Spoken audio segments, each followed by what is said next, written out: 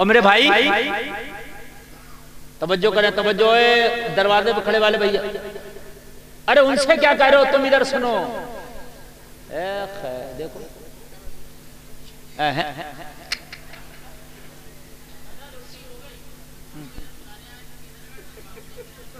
आप मत कहो, वो वहीं से सुनने दो। अरे भाई बुरा मत मानो, ओफो बीवी से लड़का आए हो क्या, अजीब बात है यार। भाई अब तो प्यार की बात बता रहे हैं, बात करो। अच्छा मैं हट जाता हूँ, आप बोल लो कुर्सी पे, ज्यादा शौक है तो। ये मसला यार बड़े कड़वा हुआ है तो मतलब ये तो लड़ने के लिए तैयार है, तो प्यार से बोल रहा हूँ। अगर आप डिस्टर्ब करेंगे तो आपको जो है न सुनने में मजा आएगा, ना हमें सुनाने में मजा आएगा। हमारे जाने तुम्हें शौक है तो तुम घर चले जाओ, सुनो मत सुनो कोई मसला नहीं है। उसी मास्टर उसी को बोलता है कि जिस शागिर्दों से नाज होता है। ऐसे तो गलियारे में और रास्ते में हजारों गुंडे मवाली टहले होते हैं, बोलता मास्टर क्या कर रहा, उन्हीं को बोलता है जिन पे नाज होता, पढ़ने क्यों नहीं आया। हमें आप पे नाज है इसलिए बोलना है, और हमें जिस दिन पता चल जाएगा कि आप पे नाज नहीं है तो आप जो करो बिल्कुल नहीं बोलेंगे। बात है कि नहीं है? तवज्जो फरमाइए, मैं क्या कह रहा था जरा बताइए, भूल गए आप लोग। अभी क्या कह रहा था इनसे बात करने से पहले, याद है? ये क्या बात है याद नहीं होती आपको, याद रखना चाहिए मैं क्या बोल रहा हूं। मैं कह रहा हूं पूरी दुनिया के कानून एक तरफ ले आओ, मेरे नबी की शरीयत एक तरफ ले आओ, पूरी दुनिया के कानून कम पड़ जाएंगे, मेरे नबी की शरीयत कम पड़ जाएंगे। किसी भी चीज को ले लो, बंटवारे को ले लो, मेरे नबी की शरीयत में कि बेटी को कितना मिलना चाहिए, बेटे को कितना मिलना चाहिए, माँ को कितना मिलना चाहिए, बाप को कितना मिलना चाहिए। विरासत का मसला, तक़सीम का मसला जितना आला तरीके से मेरे मुस्तफा की शरीयत में है, इतना आला तरीके से किसी कानून में है ही नहीं। लाजवाब तरीका है।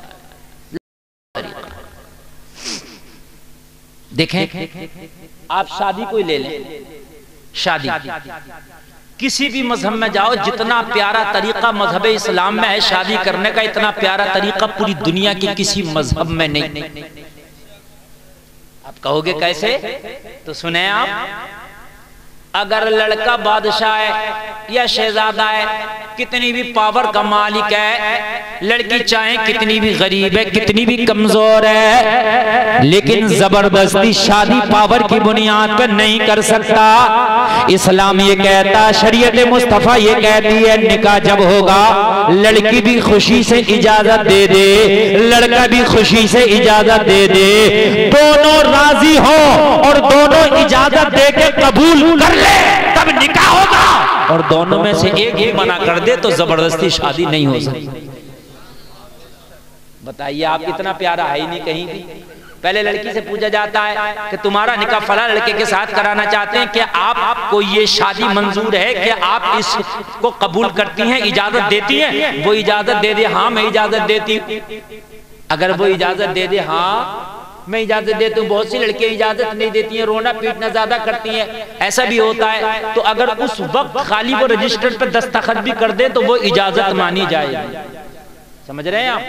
वो क्या कर दें, अगर रजिस्टर पे निकाह के दस्तखत भी कर दें तो वो इजाजत मानी जाएगी। फिर लड़के से पूछा जाता है कि तुम्हारे साथ फला फला का निकाह किया जाता, उसके इतने मेहर के बदले फला की बेटी का क्या आपने कबूल किया? वो अगर खुशी से कबूल कर ले तो निकाह होता है।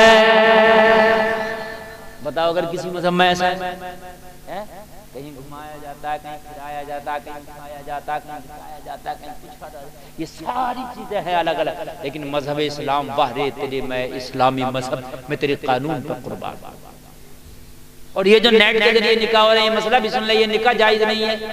लड़का सऊदी में बैठा है, लड़की यहाँ मोहनपुरा में बैठी है, वीडियो कॉलिंग हुई, निकाह हो गया, जायज नहीं है लोगों, जायज नहीं है। एक मजलिस में होना जरूरी है लड़के और लड़की का, और अगर लड़का लड़की एक मजलिस में नहीं है तो जिसे वकील बनाया है लड़की ने कि मैं अपने निकाह की इजाजत देती हूँ, वो वकील और लड़के का एक मजलिस में होना जरूरी है। बात समझ में आई कि नहीं आई? नहीं आई तो और समझा दूं आपको। एक वकील होता है ना, जो वकील आता है काजी के सामने, तो वो लड़की से इज़्न लेके आता है, निकाह की इजाजत लेके आता है कि तुम्हारा निकाह फला लड़के के साथ कराना चाहता हूं, क्या मुझे इजाजत है? लड़की कहती है हाँ आपको इजाजत है, आप मेरा निकाह फला लड़के से करा दो। तो अब अगर वो लड़की सऊदिया में भी बैठी है या दुबई में भी बैठी है, वो वकील आ गया वहां जहां लड़का बैठा है, तो अब निकाह हो जाएगा, इसलिए कि लड़का और वो वकील एक ही मजलिस में मौजूद है। लेकिन हमने जो वीडियो कॉलिंग पे करते हैं, वो वीडियो कॉलिंग पे एक मजलिस नहीं होती है, वो सऊदीया बैठा और ये यहाँ। मसला समझ में आ गया कि नहीं आ गया? अब कभी भी वीडियो कॉलिंग फोन वाले निकाह को मत मानना, ठीक है? हम अहले सुन्नत वल जमात इसको नहीं मानते, जो मानता होगा वो माने, इसलिए कि हमारा मजहब लाजवाब है। आजकल वीडियो कॉलिंग पे अगर निकाह मान भी लिया जाए तो आजकल ऐसे ऐसे ऐप चल रहे हैं, ऐसे ऐसे ऐप चल रहे हैं कि आदमी को कुछ का कुछ बना दिया जाता है, कुछ का कुछ आवाज भी चेंज हो जाती है, तस्वीरों की भी एडिटिंग हो जाती है, तो धोखा हो सकता है। और इस्लाम में धोखा, इसलिए एक मजलिस में होना जरूरी है, एक जगह होना जरूरी है। बीमारी है कि नहीं आ रही है? हाँ। तो पूरी दुनिया का कानून, पूरी दुनिया का संविधान एक पल्ले में ला के रख दो, मेरे मुस्तफा का कानून एक पल्ले में ला के रख दो। पूरी दुनिया में कानून में इतनी बारीकी नहीं जितनी मेरे मुस्तफा के कानून में है। हर चीज का तरीका मेरे मुस्तफा ने विस्तार से बताया है। अब इस्लाम जो मैंने बताया था, खाली दाढ़ी टोपी नमाज का नाम नहीं है। हम मस्जिद में नमाज पढ़ के आए, टोपी भी है, दाढ़ी भी है, कुर्ता पजामा भी है, नमाज भी पढ़ के आए, और यहाँ आके झूठ बोलने लगे क्या ये इस्लाम? बताइए क्या इस्लाम है? ये नहीं है इस्लाम। इस्लाम तो ये है कि तू जब आया था तो यहां आके भी सच बोलता, ये है इस्लाम। आप दाढ़ी इतनी बड़ी लगाए हुए हैं लेकिन बिजनेस कर रहे हैं, कारोबार कर रहे हैं, झूठ के साथ कर रहे हैं, क्या ये इस्लाम है? मुकम्मल कानून को मानने का नाम इस्लाम। सहाबाए किराम की जिंदगी को देखो, खाली नमाज नहीं पढ़ते थे। हमारे यहाँ मस्जिद में नमाज पढ़ी और नमाज पढ़ते ही जैसे बुराई चालू, चुगली चालू, झूठ चालू। बहुत से लोग मस्जिद से निकले, ताश का पत्ता चालू, बग्गी बाग चालू। जैसे ही मस्जिद से निकले हरामकारी चालू, जैसे ही मस्जिद से निकले गाना, फिल्में और हजार तरह की खुराफातें चालू। नहीं,